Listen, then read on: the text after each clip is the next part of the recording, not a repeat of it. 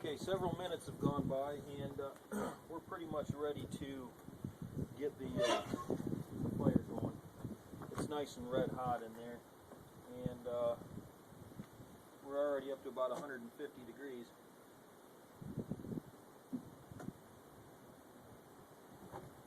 One thing I wanted to show you that I wanted to try on this one was I made a little alteration here. Initially, or before I did this, the stack was right at the top here, and that was it. Now, by putting on this extension, that would allow the smoke to build and get much thicker and get to this point. The smoke will rise and it'll fill up to a heavy density until you get to this point, and then it'll go on out the chimney. So, with that being, hopefully, we'll get a much hotter, more smoke impermeated cooking.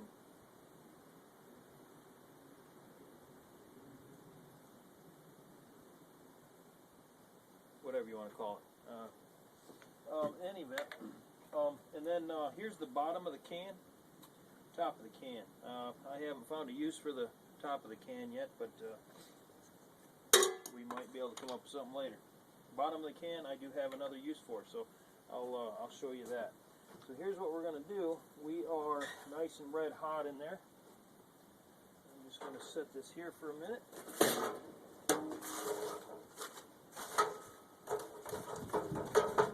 Get all the ash that's currently in there down and out of the way. I'm going to lay in here.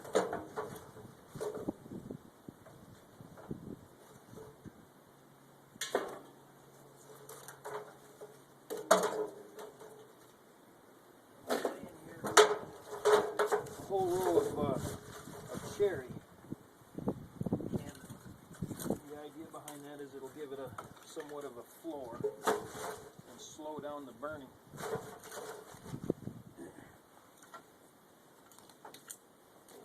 Remember, I can add as much of this as I need to, as needed, because I've got plenty of it stacked up in the house. Okay. I'm going to pour this in away from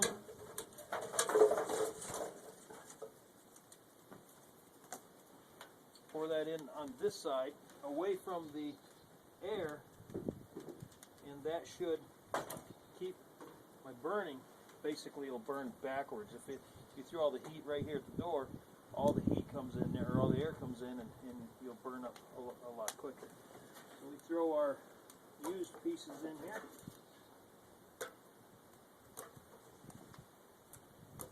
Alrighty,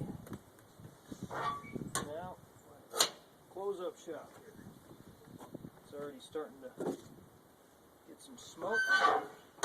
There, we'll close that up for a second and allow all the oxygen to burn out of the entire chamber. And once that happens, you'll start to see a lot of smoke. Now, here is the other thing I was going to show you can do with these pop cans, or soda cans, or iced tea, as I like to use the iced tea because it's a much wider base for what I'm going to show you.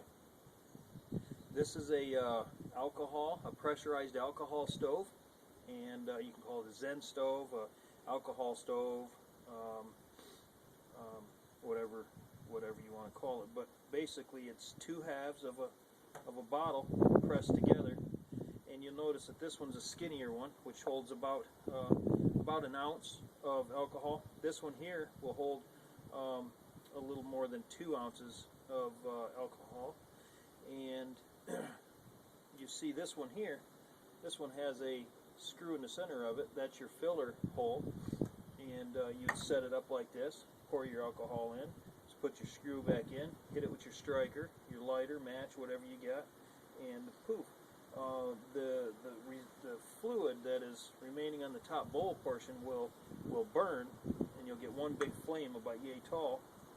I have this on another video, on the very first one I made, which is neither one of these. These are after made after that, but on the other video it shows it burning. But you see I have orifices all the way around. This particular one, I just poked it with a pin and I bent it over, so when the flames shoot out, they shoot out at an angle, so you get like a spiral effect on this particular one.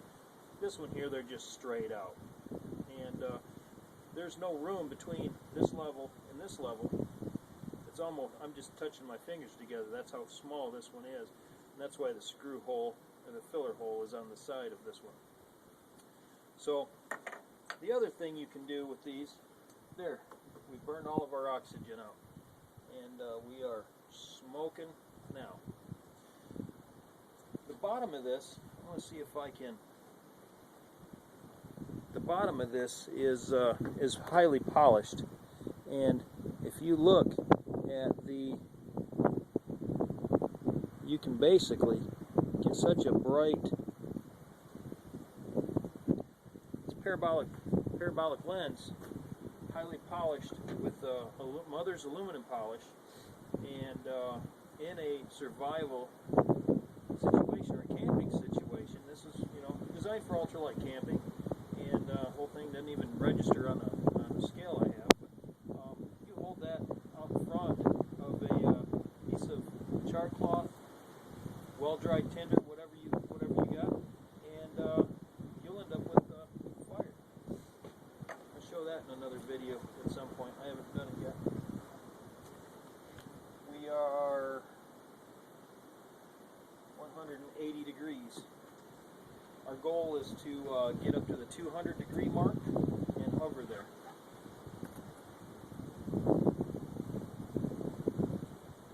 This is a little kit that I've got that I carry in my bag.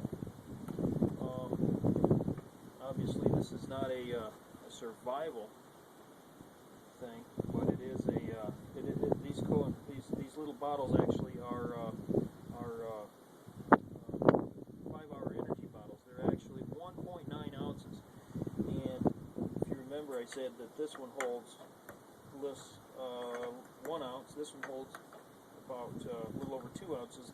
The other one that I have is actually in between this, and this bottle will actually fill that up in its entirety, and this thing will burn for, you'll get a good 25-minute burn out of that, which I have tested, and you can basically, you can boil a quart of water, make a cup of coffee, fry a couple eggs, and heat up enough, and make some romaine noodles. You can do all sorts of different things with that. In this kit, I've got some duct tape. I took the center cardboard out so it was easier to manipulate, and then smashed in freezer storage. I don't know how much is there, but it's quite a bit. I got some heavy-duty Reynolds aluminum foil for, you know, you can make bowls or whatever you might need to make out of that. I got a little flat saw blade in there, so just a few items, and I have room to stick something else in there if I ever need to. So with that being said, I'm guaranteed that I can boil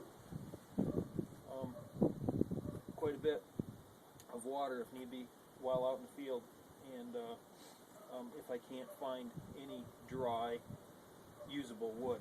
So that's that. I just wanted to show you what you can do with the leftover of that. Now,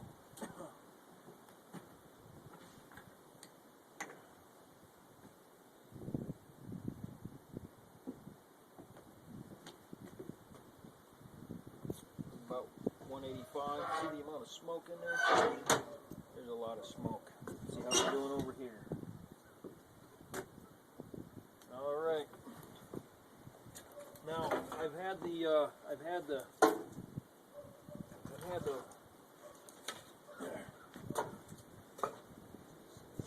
pork spare ribs boiling for about a half an hour in the